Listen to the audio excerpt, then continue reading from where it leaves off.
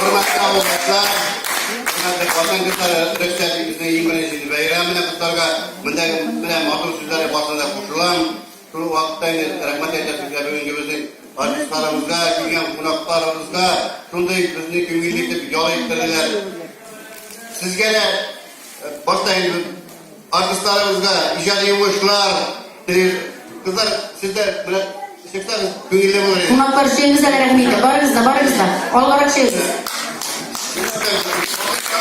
Evet, tamam, çıkın.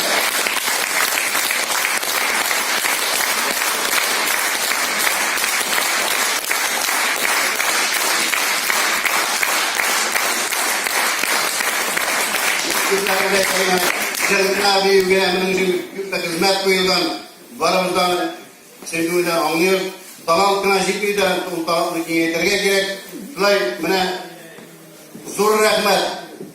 Kızıl yanlarga, İsirgeplerge, en zor rahmet ediyor yüzümüzdekilerge. Galip Küçükler. Güzel yunuslarlarga, zor rahmet, Bәйрәм'e verildir. Gönüllülerden